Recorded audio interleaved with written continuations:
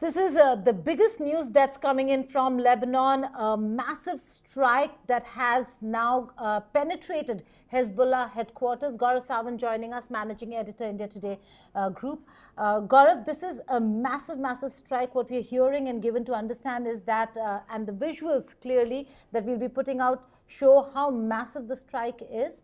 It's not just Hezbollah headquarters that they've penetrated. The attempt was to get Hassan Nasrallah. After 3 commanders, there's none other than Hassan Nasrallah at this point in time that Israel really wants. This is just after Netanyahu spoke at the UNGA, where he said he showed determination on how Hamas and Hezbollah and this entire proxy war against Israel has to come to an end. So Israel appears to be on a roll. Israel is on the warpath, and clearly before they send in their ground forces, they're softening the target. They're softening Lebanon. And how? This is the Dahieh area in Beirut. It's on the outskirts of Beirut, and this is actually a Hezbollah stronghold. So the Hezbollah stronghold has repeatedly been targeted in the past several days. Whether it was to kill their drone or aviation chief Mohammad Hussein Surur, or to target other top commanders. It's almost the entire second rung leadership of Hezbollah. Decimated. That's in the line of fire, or they've been targeted. The entire tactical leadership of Hezbollah, they were targeted in those pager attacks, and more than 1,000 of them, according to information by some accounts, more than 1,500 of them, yes. have been taken out of action. And the tactical leadership is the one who receive messages on their pagers and then carry out the attack. So that level of leadership is gone. The top leadership is gone, and Hassan Surur had just returned from Yemen after guiding Yemen on how to target Israel on longer range missiles. And now Israel's moved in for the kill, right for the top. Hassan Nasrallah right at top.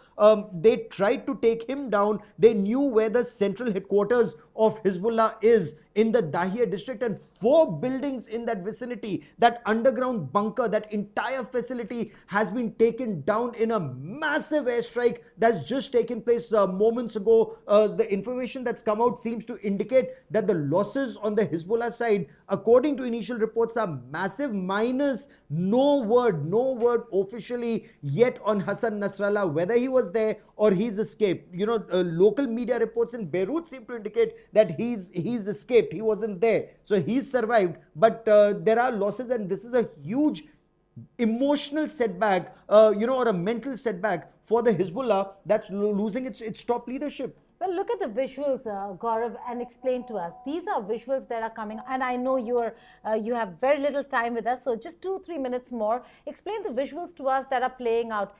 Smoke billowing. This is the heart of Lebanon. We're talking about Beirut and the suburbs, a place that had Hezbollah written all over it, the suburbs of Beirut, and today absolutely stands decimated. That clearly shows that this is not a short-term or an immediate planning. This was something that was planned long before. We were speaking to a few experts like Rohan Gunaratne, who said that this was before October 7th. Israel has been planning an attack against Hezbollah for some time now, because the biggest threat in terms of proximity and capability for Israel comes from Hezbollah. The capability and proximity, you're absolutely right. Hamas was and remains a threat, or whatever remains of Hamas remains a threat for Israel. But now they don't have the kind of rockets that they initially had. But if you were to compare Hamas and Hezbollah, Hezbollah is many times stronger than Hamas. Capability, technology. Absolutely. Longer range missiles, longer range drones, longer range rockets, more numbers. Over 100,000 is what they claim themselves. 100,000 fighters. Battle-hardened fighters trained by Iran, directly trained by Iran, keep going for courses, whether to Iran or to Yemen, interact very extensively with them. So a battle-hardened terror organization, huge as Israel puts it. Huge artillery. Artillery, rocket force, drone force. Absolutely. But Israel, look at their intelligence inputs. They've been able to take down. So they were tracking, Surur when he was in Yemen. When he got back to Lebanon, when did he come to Beirut? As soon as he came back to Beirut, when he went to Dahieh, he went to his 6-storied apartment. When he was in his apartment, the bomb struck. So they have that level of precise intelligence, like they did in the case of Ismail Haniyeh. So, the Iranian leadership won't be very comfortable, because if Ismail Haniyeh could be taken down and taken Absolutely. out at the presidential palace, So, it just goes on to show. so Gaurav, again, final question to you. In terms of humiliation and defeat, we've seen Ismail Haniyeh, we've seen Qasem Soleimani, we've seen Faul Shukra, then Sarur, and another commander in between, if I'm not wrong. All of them. And then the kind of attack, pager, walkie-talkie, and now Hezbollah headquarters.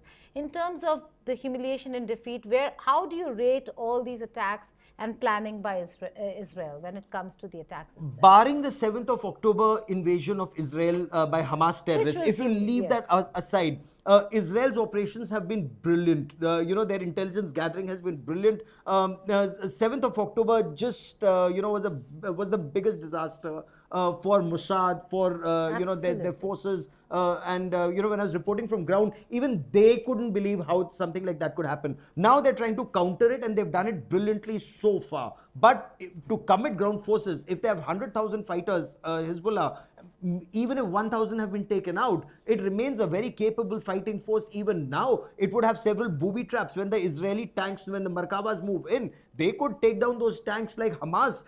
Imagine it's 11 months and Hamas is still not completely decimated. So the challenges for Israel are many. Should ground forces be committed soon? But before they're committed, and that's exactly what Benjamin Netanyahu or the army chief, General Halevi, has also been telling the 7th Brigade and the other 2 brigades that are now on standby in northern Israel, that be on standby. We are softening the target for you to go in, but they will have to go in. Whether they go all the way up to Beirut, whether they neutralize everything or destroy Hezbollah completely, or just create a gap, a corridor that keeps them safe, that remains the big question. And in all this, we are looking at Hezbollah right now, absolutely weakened. Gaurav, thank you so much for joining us. This is the big story we'll be tracking through and through. Ashraf Wani on the ground, we'll go to him as well. But for now, that's the big development coming in over here from Lebanon. And India Today Global will continue tracking developments. Thank you for watching for now.